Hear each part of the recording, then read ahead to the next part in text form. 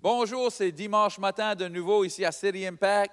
Puis on va continuer à parler sur bâtir le royaume, grandir avec lui, mettre des trésors dans les cieux, avoir des récompenses pour ce qu'on a fait sur la terre. Et on va parler ce matin sur vivre pour un but.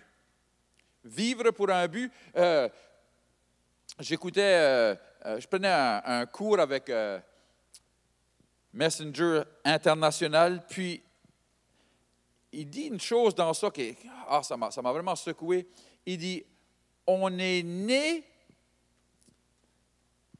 par un but, pour un but. On est né par un but, le but de Dieu, pour un but.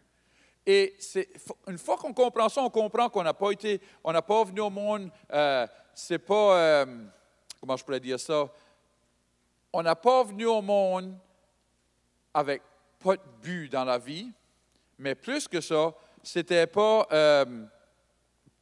des fois, les parents vont dire, on ne voulait pas avoir d'enfants, mais tu es venu au monde, puis là, on n'était pas préparé pour ça, c'était pas planifié. Mais moi, je veux vous sachiez une chose. Peut-être que vos parents ne l'avaient pas planifié. Peut-être que quelqu'un dit que vous n'étiez pas planifié, mais Dieu dit que vous étiez planifié. Dieu avait un but pour votre vie et c'est très important qu'on comprenne ça. Mon épouse, on faisait l'école du dimanche où on faisait des réunions avec les jeunes. Puis elle leur disait toujours, les 2 journées les plus importantes dans votre vie, c'est la journée que vous avez venu au monde et c'est la journée que vous avez su pourquoi vous avez venu au monde.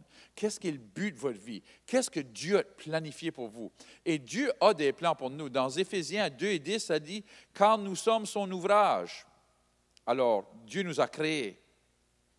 Ayant été créés en Jésus-Christ pour de bonnes œuvres que Dieu a préparées d'avance afin que nous les pratiquions. Alors, Dieu a préparé des œuvres pour que nous pratiquions. Dieu a un plan pour notre vie. Il a un plan pour votre vie ce matin. Gloire à Dieu. C'est pas comme si il y a seulement un plan pour les apôtres, puis les évangélistes, puis les pasteurs, puis les enseignants. Non, non, non, non. Il a un plan pour chaque vie. Et tout le monde n'est pas appelé à aller dans le ministère. Tout le monde n'est pas appelé d'être pasteur ou d'être évangéliste. Il y a du monde qui pense, je vais aller plus creux en Dieu, je vais aller plus loin en Dieu. Puis la première chose, ils pensent, il faut que j'aille à l'école biblique, il faut que j'aille à l'université biblique, il faut que j'aille apprendre à être pasteur. Il y a des appels qui sont aussi grands que pasteur. Peut-être que vous êtes appelé dans les affaires, peut-être que vous êtes appelé à élever des enfants, peut-être que vous êtes appelé, il y a toutes sortes d'appels.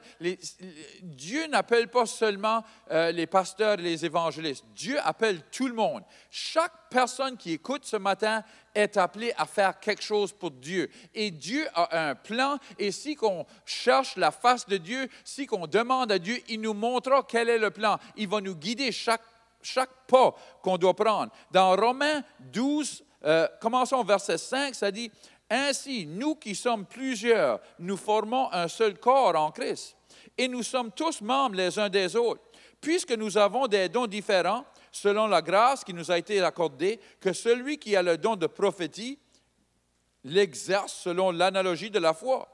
Et celui qui est appelé au ministère s'attache à son ministère, que celui qui enseigne s'attache à son enseignement, et celui qui exhorte à l'exhortation, que celui qui donne le fasse avec libéralité, que celui qui préside le fasse avec zèle, que celui qui pratique la miséricorde le fasse avec joie. » Alors, qu'est-ce qu'il dit? Il dit, il y a toutes sortes d'appels, mais qu'est-ce que vous êtes appelés à faire? Faites-les avec toute votre âme, tout votre cœur. Faites-les, marchez dedans. Des fois, on voit du monde, puis ils sont appelés à faire une telle chose, mais ils pensent, si je veux faire quelque chose pour Dieu, il faut que je fasse quelque chose d'autre. Non, faites ce que vous êtes appelés à faire. Si Dieu vous dirige de commencer un business, de commencer quelque chose, faites-le. Si il vous dirige, allez faire, moi je ne sais pas, un coach de hockey ou quelque chose de même. Il y a des dons que Dieu met sur nous qui peuvent être utilisés pour son royaume. À la fin de la journée, il dit qu'on est un corps. Il y a toutes sortes de différents dons. Il y en a peut-être qui ont les mêmes dons. Dieu sait qu'est-ce qu'on a besoin dans chaque église ou dans chaque ville ou dans chaque province. Alors, peut-être vous n'êtes même pas au Canada, vous écoutez, peut-être vous êtes dans un autre pays, mais ça ne change pas que Dieu a un plan pour votre vie. Et regardez, le but le grand but. On a un but pour notre vie, mais on a aussi le grand but, c'est gagner des âmes pour le royaume de Dieu. Ça, c'est le but de Dieu. C'est le cœur de Dieu, de gagner des âmes.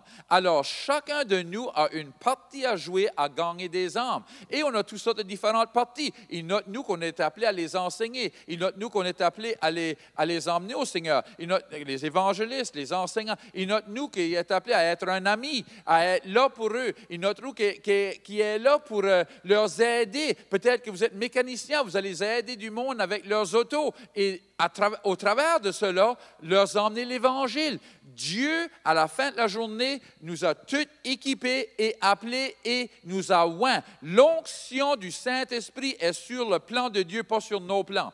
Alors, des fois, on a toutes sortes de plans. La Bible dit que l'homme a des plans, mais c'est Dieu qui les dirige. Alors, on peut avoir un plan dans notre cœur, mais est-ce que c'est le plan de Dieu? Alors, c'est là qu'on recherche Dieu, c'est là qu'on fonce en Dieu pour voir, c'est-tu ton plan, Dieu? Et si c'est le plan de Dieu, l'onction est là. Je me rappelle une fois, le Seigneur m'a dit, je reste encore à Raw, tu sais, puis je conduisais mon auto, puis j'avais besoin de l'essence. Il dit, tu sais que si tu vas, la rue qu'on restait dessus, c'était Highland, il dit, tu sais que si tu vas sur Highland, tu peux conduire sur Highland pour 2 heures de temps.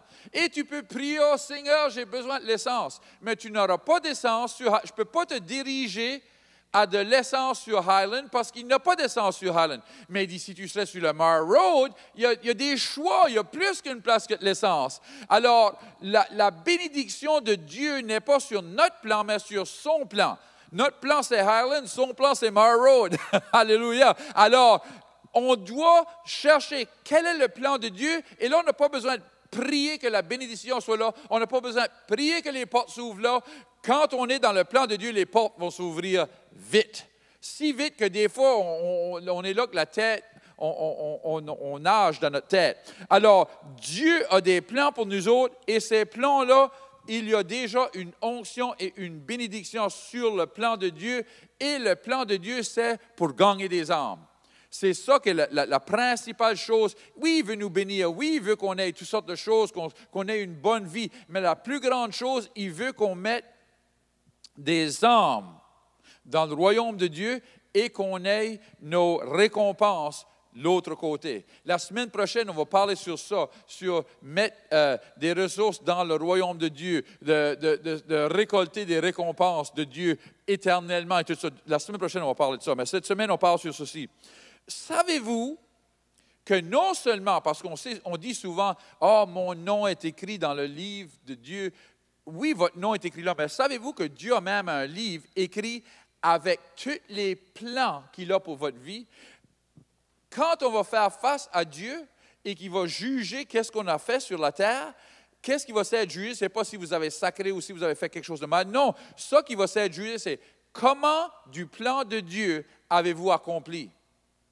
Écoutez, Psaume 139, verset 16. « Quand je n'étais qu'une masse informe, tes yeux me voyaient. Et sur ton livre, parlant de Dieu, étaient tous inscrits les jours qui m'étaient destinés avant qu'aucun d'eux existât. » Dans la Bible amplifiée en anglais, ça dit que tous les plans que tu avais pour moi, tous les moments de ma vie étaient déjà écrits avant que même je les vive. Préparés pour moi. Déjà. Gloire à Dieu. Dieu nous a... Puis écoutez-moi, il n'a pas commencé à écrire votre vie de l'âge de 16 ans ou de l'âge de 20 ans. C'était du premier jour. Alors, il n'y a pas d'âge que Dieu n'a pas un plan pour notre vie. Que ce soit votre enfant de 5 ans de vieux, Dieu a un plan pour qu'il gagne des âmes. Et écoutez-moi, il n'a pas arrêté de les écrire à 60 ou 65 ou 70. Il n'y a pas de retraite pour le chrétien. Gloire à Dieu. Vous n'êtes jamais appelé à arrêter d'amener l'Évangile au monde. Que vous ayez 60 ans, 70, 75, 80, 90, Dieu a encore un plan pour votre vie. Il n'a pas arrêté. Si vous arrêtez, c'est votre choix, ce n'est pas le choix de Dieu. Dieu a encore un plan pour votre vie. Il n'a pas arrêté d'avoir un plan à cause que vous avez décidé de vous retirer. Amen. Dieu a un plan pour votre vie. Peut-être que vous écoutez un matin et vous disiez, j'ai jamais même... Je n'ai jamais même fait un pas vers Dieu. Je n'ai jamais demandé à Dieu qu'est-ce qu'il voulait pour ma vie. Peut-être que vous avez éloigné de Dieu et que vous avez marché votre propre chemin. Vous pouvez venir et repentir. Vous pouvez repentir de ça. Repentir, ça ne veut pas dire « Ah, je m'excuse, Dieu, que je n'ai pas fait ça, puis de continuer à faire votre propre chose. » Non, non. Repentir, c'est de dire « Dieu, je l'ai manqué. Maintenant, je veux savoir qu'est-ce que tu veux pour ma vie. » Et là, je tourne ma vie envers qu'est-ce que lui veut pour moi. Alors, ce matin, si vous voulez prier cette prière avec moi, si vous n'avez jamais donné votre vie à Jésus, ou vous avez donné votre vie à Jésus, mais vous l'avez repris pour vous-même, et vous voulez vous emmener de nouveau à lui, on va prier ensemble. OK? Seigneur, je te remercie d'avoir envoyé Jésus. Pardonne-moi de mon passé. Pardonne-moi d'être égoïste. Pardonne-moi, Seigneur. De ce jour ici, je vais te suivre avec tout mon cœur. Dans le nom de Jésus. Amen. Si vous avez prié cette prière, on veut célébrer avec vous. Et si vous êtes à la région de Moncton, on aimerait vous voir. On est ici à 9h et 11h le matin. On a traduction simultanée en français. Si vous ne comprenez pas l'anglais, c'est bien. On a des écouteurs et vous pouvez écouter en français ici à l'église et être partie de l'assemblée. Que Dieu vous bénisse.